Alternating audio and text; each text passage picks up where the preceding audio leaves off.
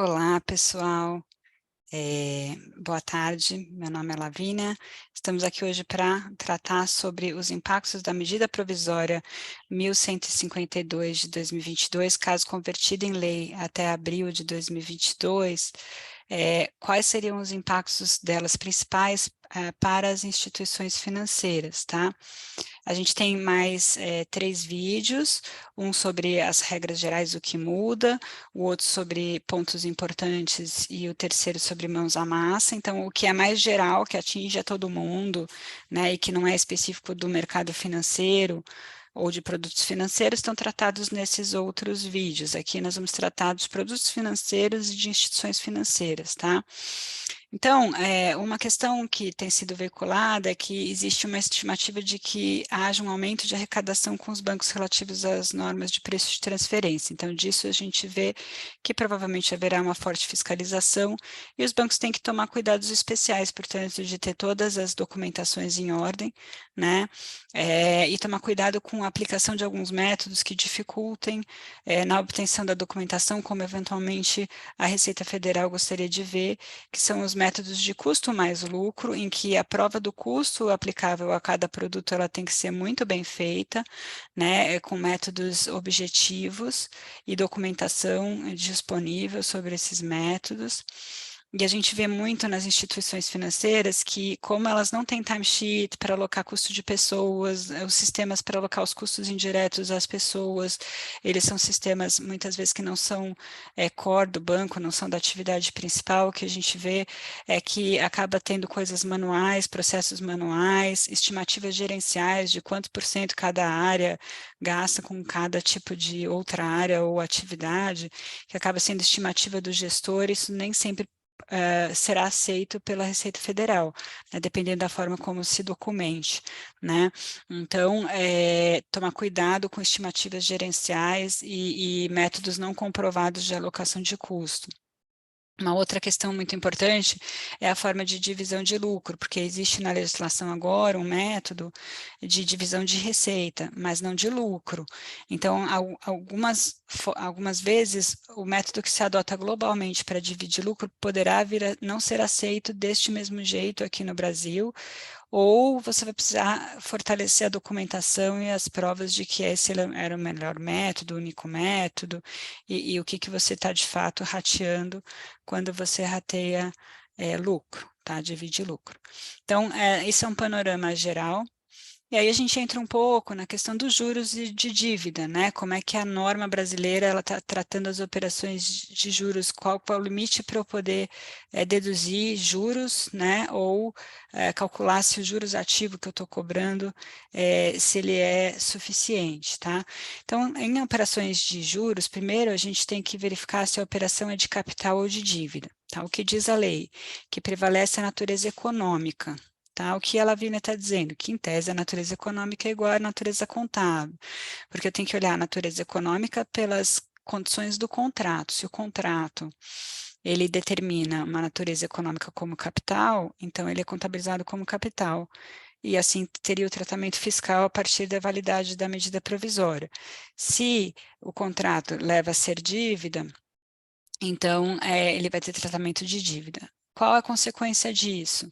Se for capital, os juros são indedutíveis, tá? E isso poderia ter um impacto, por exemplo, em dívidas subordinadas dos bancos, que hoje têm as juros dedutíveis, né? E se for uma operação ativa e eu tiver juros, recebendo juros, quando na verdade seria uma operação equiparada a capital, eu não vou poder excluir essa receita da tributação, tá? Então, isso seria para as operações de capital, que deveriam ser a minoria. Tá bom, mas e se uma operação for classificada como dívida? Bom, então aí, quando ela é ativa, ou seja, um investimento meu, eu tenho que ter a taxa, receber a taxa ajustada ao risco. Agora, quando for passiva, eu tenho que fazer também a análise da capacidade financeira do credor. Como é que funciona isso? Então, eu tenho que ver se o credor ele tem capacidade financeira, ou ele atua apenas como um intermediário, ou se ele não tem capacidade financeira. tá? Se ele tiver capacidade financeira, o que a gente tem que fazer é ver qual que é a taxa livre de risco para aquela moeda, aquele prazo naquele mercado, qual é o prêmio de risco de crédito, de mercado, de liquidez que a gente tem que adicionar, isso vai dar a taxa final que eu vou ter que receber ou que eu vou poder pagar para esse credor. Tá? Se o credor for um mero intermediário, ele obteve uma captação junto ao terceiro e repassou para mim, então ele vai poder receber uma remuneração pela função que ele teve no contrato, por exemplo. Então, se ele fez um hedge, se ele descasou prazos, se ele prestou um serviço de cotação de negociação, se ele está prestando um serviço de assistência lá, enfim, fiduciária, enfim. Então, ele vai poder prestar pelo serviço de intermediação dele receber um FII, tá? Ou um spread, né? E caso ele não tenha capacidade financeira, então eu só vou poder pagar a taxa livre de risco, né? Se for uma operação, por exemplo, passiva, tá? E aí entra a grande questão, o que significa sem capacidade financeira? Né? Porque se alguém me pegou e me emprestou dinheiro, com certeza ela recebeu esse dinheiro e, portanto, tinha condições de pagar, né? De me pagar e de receber os juros. Então, o que quer dizer capacidade financeira? Isso a gente remonta àquela lei, né, da subcapitalização, que também veio dizendo que os juros seriam dedutíveis desde que respeitado o limite de subcapitalização e desde que o credor tivesse capacidade financeira, e aquela norma, pela leitura, estaria muito vinculada a ter funcionários, estabelecimento, independência patrimonial, ter suas próprias contas, ter suas próprias contas bancárias, pagar e receber seus próprios pagamentos, quer dizer, a não ser simplesmente uma caixa postal, né, e ser sim uma empresa existente e operante, né, e se possível sem um capital mínimo, né, assim, um capital ridiculamente pequeno, né, assim, ter algum capital, ter algum ativo próprio. Então, quero acreditar que seja isso, né. E aqui é a grande casca de banana da história, qual que vai ser o conceito de capacidade financeira, né, na medida em que não existe um conceito tão objetivo assim, né. Mas eu acredito que deve ser uma capacidade financeira mínima, já que se alguém recebe dinheiro, entrega dinheiro, assim, como é que dá para questionar a capacidade financeira? De fato, garantir a existência da empresa, a independência patrimonial, nesse sentido de ter suas próprias contas, seus próprios funcionários e escritório, tá? Bom, e aí a gente vai justamente para os cuidados que têm que ser tomados com essa documentação, porque quando a gente fala taxa livre de risco mais prêmio de risco igual a taxa que eu vou cobrar, e a gente fala isso dentro de uma instituição financeira, parece coisa de todos os dias, né? Que não precisaria, assim, de um grande esforço para fazer, só que acontece que nós vamos ter que provar daqui a 6 anos, e também na documentação que apresentamos à Receita Federal e declarações, que a gente está cobrando e recebendo essas taxas, tá? Então, a gente precisa ter os modelos formalizados, as premissas adotadas nos modelos, tanto para os cálculos, quanto para identificar as fontes de dados, tá? Então, tem que ter todas essas premissas e as transações comparáveis para definir, por exemplo, o spread de risco, prêmio de risco, de liquidez. Então, eu tenho que definir de onde eu estou pegando as fontes, por que eu estou comparando com esse tipo de operação e não outra. E eu tenho que definir os cálculos que eu estou fazendo para fazer essas comparações, tá? E para excluir eventuais diferenças entre índices financeiros e riscos, né? Ter tudo manualizado e depois ter os cálculos e as fontes também formalizadas, para poder daqui a 6 anos provar o cálculo que eu fiz e as fontes que eu adotei para isso, tá? Então, isso é bem importante.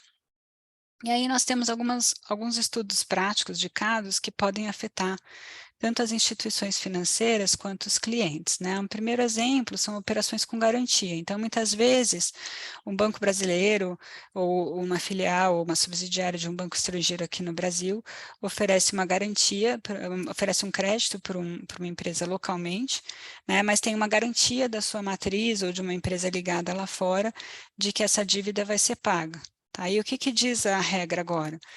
Que se você abrir um limite a mais para a empresa brasileira em função dessa garantia, por exemplo, da matriz estrangeira, né? Então, esses juros dessa operação passam a ser considerados indedutíveis, porque é como se esse limite a mais fosse capital e não fosse dívida, tá?